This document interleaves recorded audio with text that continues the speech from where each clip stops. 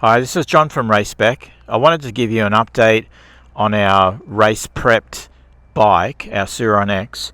So this bike is actually nearly 3 years old and it's had a really hard life, but it's done really well. We've made some improvements over the years that you'd probably know about. Our seats, we've got different wheels, we've tweaked the performance with this one's got a Nucular 24F, 72 volt battery. This is a 40 ampere hour.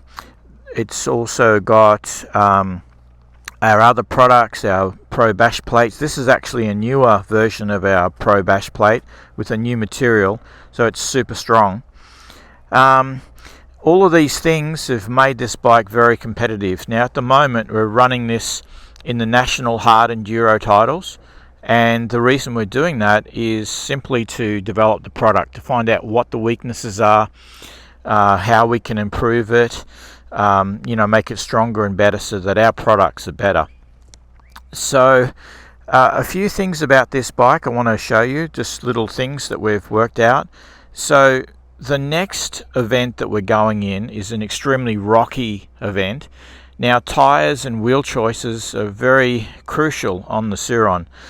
You need to keep a lightweight tire, but you need a wider tire to get grip, so there's a fine balance. So on this particular bike we've swapped back to a 17-inch rear wheel. It's an SMpro 17 by 185, and for this rocky event we're going to use a V rubber, which is very similar to the Shinko SR241, but this is a gummy, very grippy, and we've actually hand carved out some of the knobs, and this tire is gripping extremely well. It's the grippiest tire I've ever had on this bike. It fits extremely well with chain clearance, so there's no problems there. So for hard hill climbs, rocky terrain, that tire is really good. We've used the Dunlop MX tires before, the K990s and others. Really good in sandy, soft conditions, but as soon as we get into that really technical hard hill climbs, they don't work as well. So this is a really good pick for the really extreme conditions. As far as some other tricks on this bike, if you have a look in here, we've got a spare belt. Just in case we break a belt, we've got a belt that's already pre-fitted over the shaft, and why that is rather than having to pull out the whole swing arm, we can just slip the new belt over if we break a belt. So that trick was passed on to us, so thank you very much for that. It's been working well, and if we did have a bit of a failure, all we really have to do is undo a few bolts and flip it over. Also, have a look underneath. We've had to add extra cooling for this bike, so you'll notice a group of fins at the back end of the motor. So around where we can on the motor, we've added additional aluminium fins, simply because in the hard enduro steep hill climbs that are long and they just labour the motor, you're going very slow speeds, there's no airflow, and what happens is the motor overheats very quickly. So by adding that extra cooling, that's been really helpful. We've also added extra cooling to the controller as well for the same reason. So this bike's putting out 12 kilowatt, range is good, it's extremely good performance, especially in the tight single tracks. Open flat out speed is about 95 k's an hour.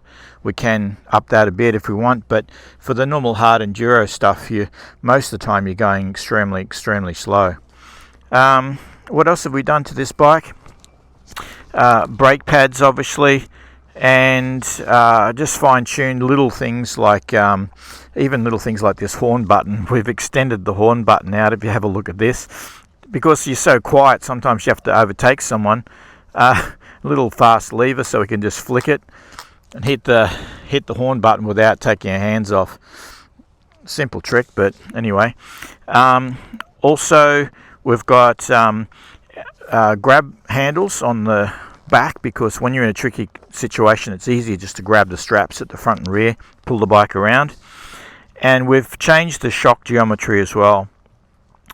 Part of the reason for that is that we've busted a few shocks, so we're playing with this. This actually increases the travel, and it's been working very well. We've got a fast ace shock in the back at the moment. Other than that, most of the bike is fairly stock, and it's had such a hard life. It's amazing we haven't really broken anything. Electronically it's been pretty good. We've had this as a front wheel drive, but at the moment, the next event, we're not using front wheel drive because it's not as steep terrain. So we'll let you know how we go, and we'll keep you updated with any progress that we make. So thanks, and let us know any comments or feedback, and we look forward to keep on making some good parts for these Sur-rons. And obviously we're working on Talarias and other bikes as well.